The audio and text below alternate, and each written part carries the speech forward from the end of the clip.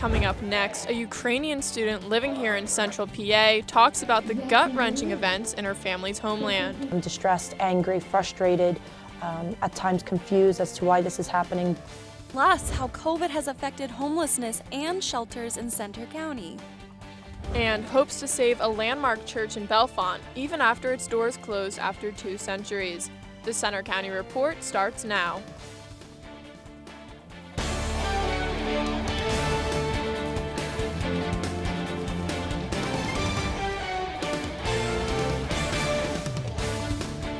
Good afternoon, I'm Jenna Hugel. And I'm Madeline Zarkowski. Thanks for joining us for the Center County Report. Our top story, the war in Ukraine drags on today and people here in Pennsylvania are reacting. First, the latest from the front lines. Russian assaults on Ukraine have led to a major fire at Europe's largest nuclear power plant in Ukraine. It was extinguished last night and there were no signs of radiation leaks as of today. Russia targeted the local town of Yakovivka 2 days ago. Locals believe it was because 200 to 300 Ukrainian soldiers were hiding in a school in the city.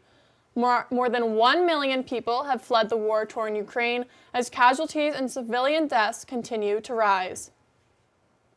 Here at home, more rallies have been held offering support for Ukraine. Reporter Jordan Hession takes you to the event last night here in State College.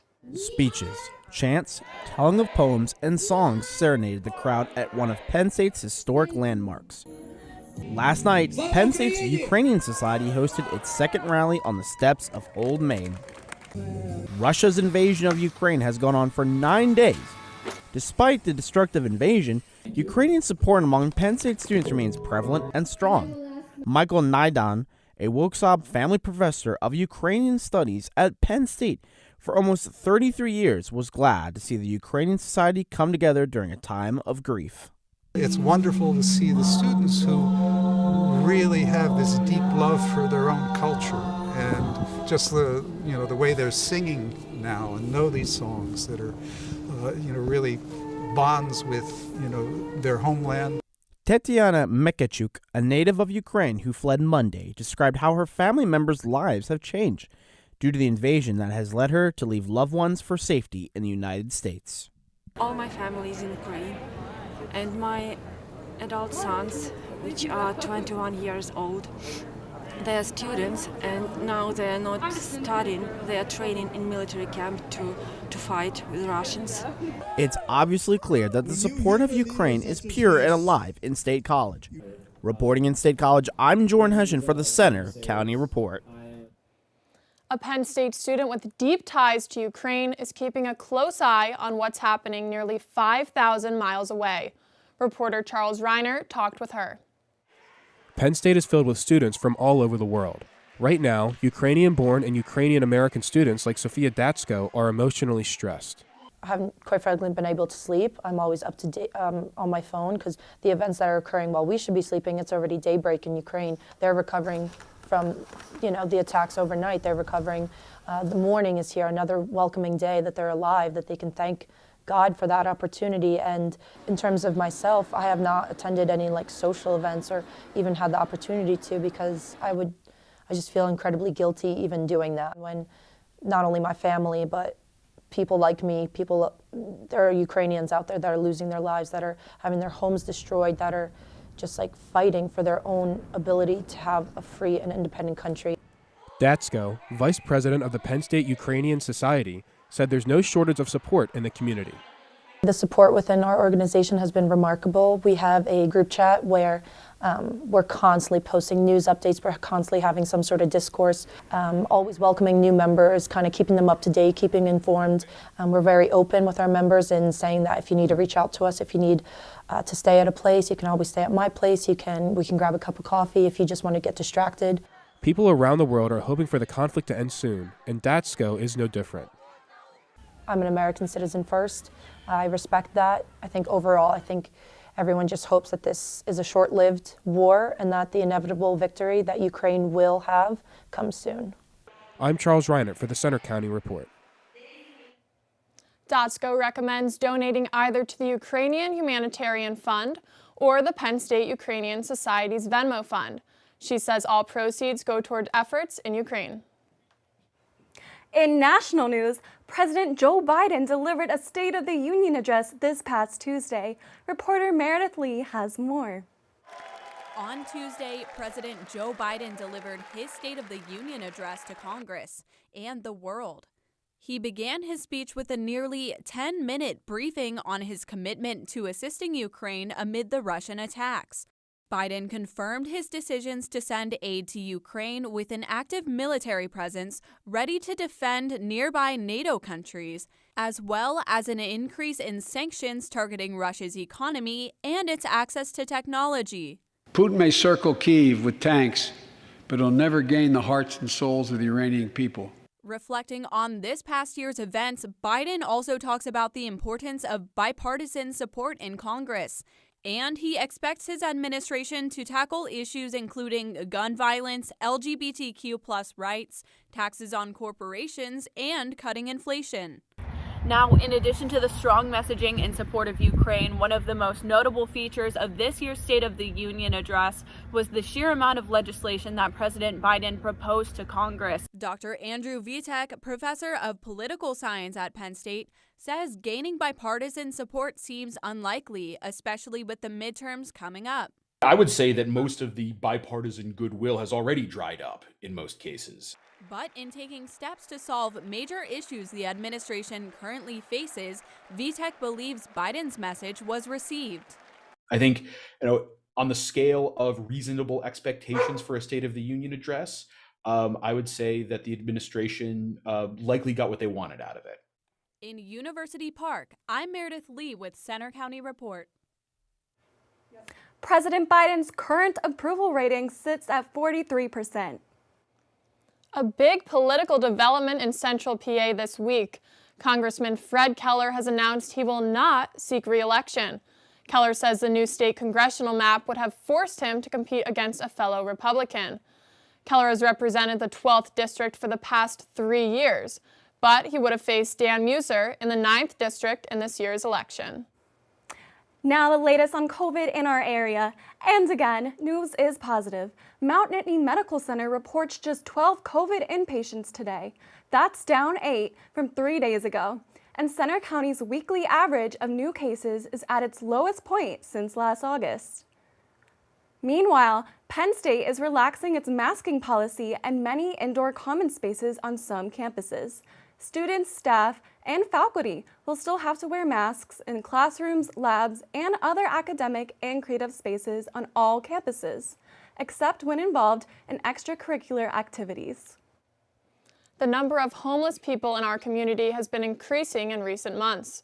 Reporter Casey Zanowick tells us more about the problems facing those trying to help. Homelessness has always been an issue in Center County, but the problem has expanded in recent years because of the COVID pandemic. The Center Helps Hotline dealt with 386 housing emergencies in 2019. In 2021, that number jumped to 604. The Office of Adult Services received millions of dollars of help through the Emergency Rental Assistance Program, but not everyone was able to utilize this help. Director of Center County's Office of Adult Services, Faith Ryan, calls the homelessness problem a crisis. We've also been using ERAP to address a homeless crisis. As you may be aware, our homeless shelters have been at or beyond capacity for many months, and we've been sheltering close to 45 to 55 households at any given time in a hotel. Imagine walking up to a homeless shelter looking for a warm and safe place to stay, but instead, you are turned away to the streets. With shelters lacking proper resources and reaching max capacity, this is becoming a harsh reality for some in Center County. Executive Director of Housing Transitions, Morgan Wasakonis, says the organization's goal is to be a support system for those who need it most. Just like we all need supports and a foundation to kind of support us through our lives, a lot of us, we have family that do that and friends that do that, but for people that are experiencing homelessness, a lot of the times they don't have those supports, so we try to fill in and be those supports. Out of the cold Center County is one shelter that's been forced to limit the number of people there due to staff and space shortages. Very early on in the pandemic, so that would have been like March of 2020, we had close to 40 guests, which is just unheard of for Out of the Cold. And then they kind of like leveled off a bit and then they picked back up. So our current numbers are extraordinarily high for us. Out of the Cold recently purchased a day shelter on South Atherton Street. They plan to turn it into a permanent shelter. In State College, I'm Casey Zanowick for the Center County Report. According to National Alliance to End Homelessness, in Pennsylvania, it's estimated there are at least 15,000 people who are without shelter. It's March, but will the weather feel like spring this weekend? The forecast is coming up. Plus, want to Uber in style with a baseball superfan? You might get the chance next time you hail a ride in State College. Also coming up, a local church closed its doors after 2 centuries.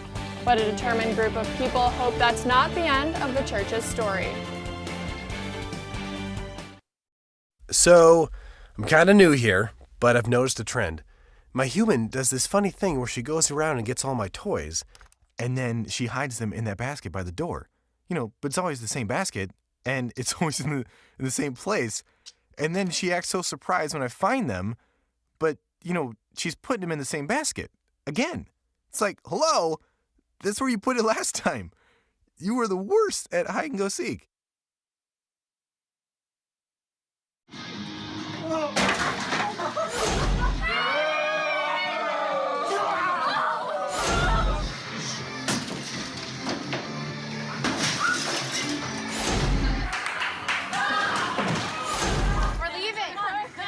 Most party fouls are pretty dumb. But if you decide to drink and drive underage, you could lose your license and your freedom. Underage drinking and driving. The ultimate party foul.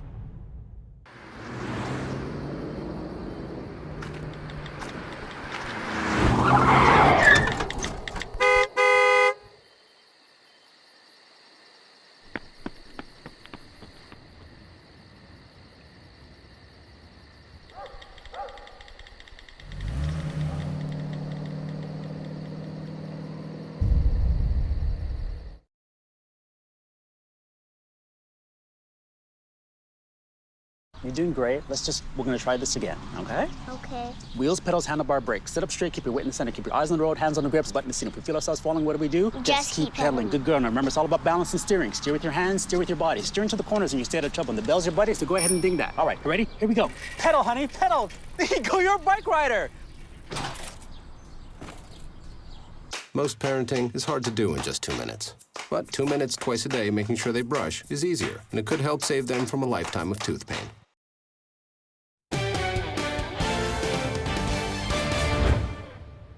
A Bellefonte church with a history dating back more than 2 centuries recently closed its doors, but a group of dedicated people are trying to keep the history and the building alive. Brittany Bennett reports.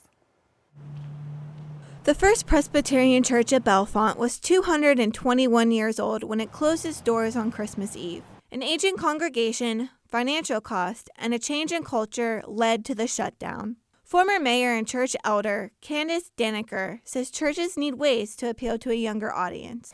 It's not only the fact that it's a place of faith, but also a place where people gather and share their stories and feel a completeness of what they're facing, their challenges. This church was one of 3 buildings originally planned by the founders. Local historian Matt Morris says if you want to learn the history of a town, you look at the churches and the people who went there.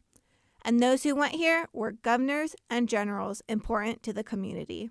There were name after name that were invested and important to this community, even up till today. With more than 2 centuries of church history, the future is now in doubt. Although the church has closed already and there's no future plans for the building quite yet, some say they've dreamt of what this empty space could be.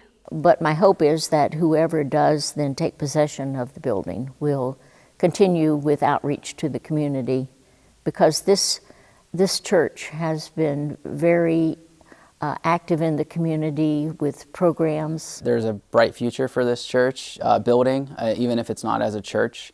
It would be for possibly a community center. I mean, it's a lot of space here that could be utilized for for the Bellefonte community. So a lot of people are hopeful of that and just hopeful to preserve the building. The church is in conversation with other organizations for a reuse of the sanctuary, but no final decisions have been made. In Bellefonte, I'm Brittany Bennett for the Center County Report. Church members hope to preserve the building and turn it into a space that helps the community.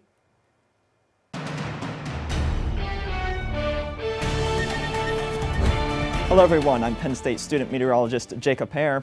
Taking a live look at Beaver Stadium, you can see we have sunny skies across the university. Some cirrus clouds are hanging over the area, but mostly it is 30 degrees with sunny skies, winds coming out of the south-southwest, and that's important because that's going to be raising our temperatures. You can see 30 degrees in State College, 32 in Erie, but the winds are generally coming out of the southwest because we have a high pressure system that's keeping our conditions dry and our temperatures to rise. You can see those higher temperatures here in the southern parts of the United States. That's going to be making its way northward as we have a low pressure system in California that is going to help drive this system to our area. You can see here's the 24-hour temperature change. Yesterday was quite cold, 12 degrees colder yesterday than today, but you can see today we're already starting to warm up in places like Franklin and Erie, where we're 10 degrees above what we were yesterday. Here's the current radar. Clear skies across the state. Again, high pressure system in the area. A few clouds up in Erie, but otherwise mostly dry. You can see this system here in Arizona and into California starting to ramp its way up. It's causing these clouds to come across the central part of the United States. But that's going to be making its way eastward into Chicago and Minneapolis later this weekend. That's going to bring us some rain showers, but also some higher temperatures. For today, again, clouds across the state, mostly dry, but you can see some of the scattered showers in northern Pennsylvania later today and into tomorrow morning. That's going to be drying out, but look at Sunday and into Monday. Rain showers coming across the state. That's as that cold front comes through for our first system. We're actually having 3 systems, and if we extend even further with the European model, you can see that system coming in on Monday, giving the state rain, but to the north of us, it's going to be a wintry mix and even some snow. Our third system comes in on Thursday, and you can see that riding up the coast, giving us mostly rain showers, and that's because our temperatures are going to be above average for this time of the year. For today, 44 degrees with partly cloudy skies. Again, winds coming out of the west-southwest at 5 to 10 miles per hour. Tonight, it is 26 degrees with mostly cloudy skies. Winds are going to be dissipating overnight, but those winds are going to ramp back up for our tomorrow, 5 to 10 miles per hour out of the south-southeast, allowing those temperatures to be above average. Average for this time of the year is 40 degrees, and you can see for the 7-day forecast, we are going to be above that every single day. In fact, on Sunday, it is going to be 71 degrees, and that is a forecasted record high for that day. Monday, steady rain showers drying out for Tuesday and Wednesday, but Thursday is our third system. We're going to have a wintry mix coming into the area, but I don't expect anything too bad in terms of accumulation. Otherwise, just spring-like temperatures. Well, I'm very excited for these warmer temperatures with spring break coming. I'm packing my bags for Florida tonight, and it's expected to be in the upper 80s in Tampa, so I'm so excited. I love it. Now here's Chip with sports. Thanks, guys. Coming up in sports, State High men's basketball's playoff run continues tonight. Hear more about the team's championship push. Plus, missing Penn State football? Don't worry. We've got coverage from the Nittany Lions Max Out session.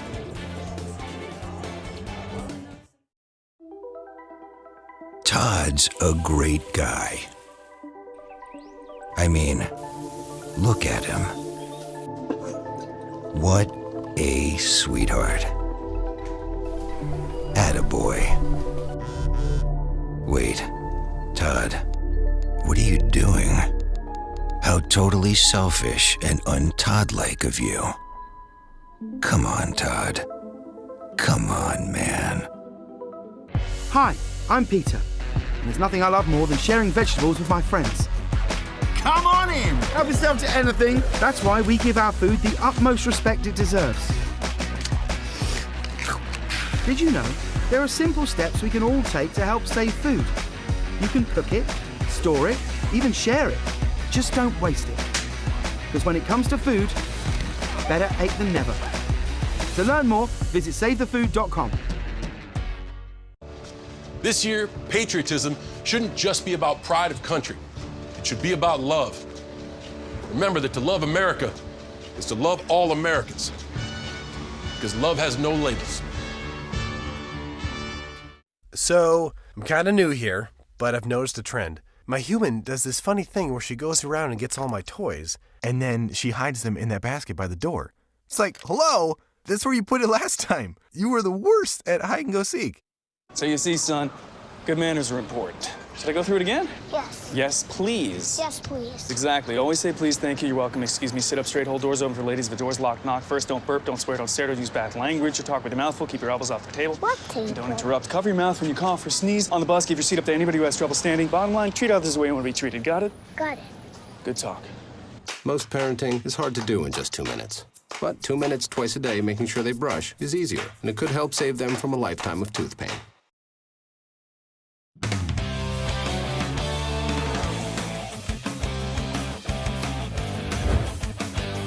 I'm Chip DeFalco with sports. As the conflict in Ukraine continues, many voices in sports are showing vocal support. I had a chance to speak with Ukrainian-born football intern Vlad Hilling, who still has ties to the country. Countries have allowed themselves to make As Russia presses on in its war against Ukraine, the international sports community has taken a stand, including Formula One canceling the Russian Grand Prix and the UEFA relocating the Champions League soccer final. Athletes have made public statements too, like Napoli and Barcelona coming together before their match in front of a Stop War banner. My favorite part of it is the response from other nations, how they react. Vlad Hilling was born in the Ukraine and adopted by an American family as a child. He's a former kicker turned intern for Penn State football. For him, the worldwide support from athletes and leagues means a lot. When you see national athletes or organizations or teams stand up and do whatever is necessary to support Ukraine, it's a lot more special because growing up, we knew these teams, we knew their standards, and we knew who they were. Amid worldwide protests, the most noteworthy anti-war messages have been from those in the conflict, including the writing on Ukrainian soccer star Ruslan Malinovsky's undershirt and Russian tennis player Andrei Rublev writing on a camera after his match. During a dark time for Ukraine, moments like these are a ray of hope for people like Hilling. And to Ukrainians, it's a lot more patriotic. It makes us feel a lot more grateful to be from Ukraine. Hilling asks, please, if you can, lend support to the people of Ukraine in any way possible. With the Lash football complex under renovation, James Franklin's team took to Holuba Hall to show off their strength and power. Zach Gershman has more from the Max Out workout session. Pushing yourself to the limit. That's exactly what Penn State football players did Thursday afternoon at their Max Out workout in Holuba Hall. And the energy in the room was not the only thing pumping. There were plenty of familiar and new faces roaming around the makeshift weight room. One of the people that was missing was longtime strength and conditioning coach Dwight Galt, who announced his retirement in January. Chuck Losey is replacing Galt as the team's new assistant athletic director of performance enhancement. I've been with Deej for 11 years, so my principles are not too far from his own. And to be with Dwight when I did in my career and to have his mentorship over the past 11 years, it was an amazing opportunity. A couple of players stood out to Losey throughout winter workouts, but yesterday, Tyler Warren stole the show. Tyler Warren crushed it today. That may be a tight end PR for us all time. Players like Adisa Isaac and PJ Mustafer, who were injured last season, also participated in the workout session. From University Park, I'm Zach Gershman for the Center County Report. Losey also said that true freshmen Nick Singleton and Zane Durant have caught his eye since they've arrived on campus. This weekend, Penn State Wrestling is heading to Lincoln, Nebraska for the Big Ten Championships. The Nittany Lions have won 17 straight regular season dual meets and are ranked #1 in the country. Penn State finished runner-up to Iowa in last year's Big Ten Championships, as well as the NCAA Championships. The first session is slated to begin at 11 a.m. Eastern Time. Penn State men's ice hockey is in Columbus for the start of the Big Ten tournament. The 5th-seeded Nittany Lions are facing 3rd-seeded Ohio State in a best-of-3 series in the Big Ten tournament quarterfinals. The Buckeyes beat the Blue and White 3 times during the regular season, while the Nittany Lions stole a shootout win on home ice. You can listen to tonight's game live at 7 p.m. on Penn State's Com Radio. State High men's basketball are now the District 6A champions. The Little Lions defeated Altoona 63-42, but their season still has more in store. Their playoff journey continues tonight as they face Alderdice in a sub-regional championship competition made up of District 6, 8, 10 teams. Tip-off is set for 7 p.m., but regardless of who wins, both teams will advance in the PIAA tournament. That's all for sports. Now back to you at the anchor desk. Thanks, Chip. Coming up next, meet a Mets baseball superfan who has become a staple in State College.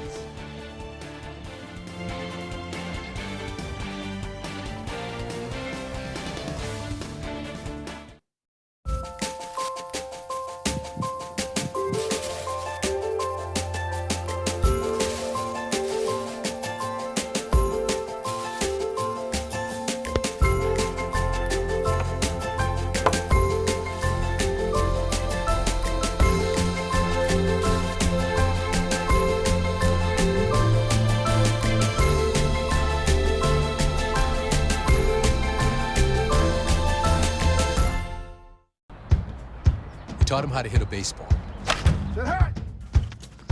how to hit a receiver, the strike zone, the net. You taught him how to hit the upper corner. You even taught him how to hit the open man. But how much time have you spent teaching him what not to hit?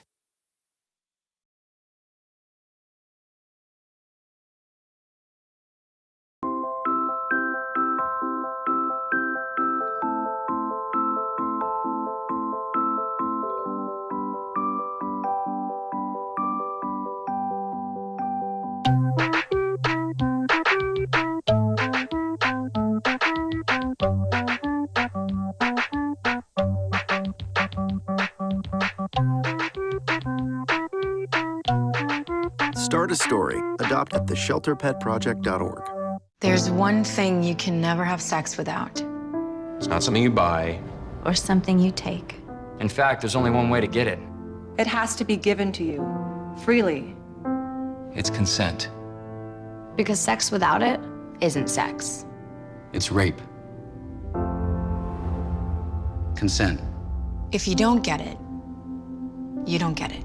It's on us to stop sexual assault. Learn how and take the pledge at itsonus.org.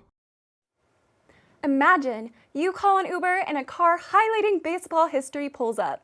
Zach Gershman gives you a closer look at the Metmobile.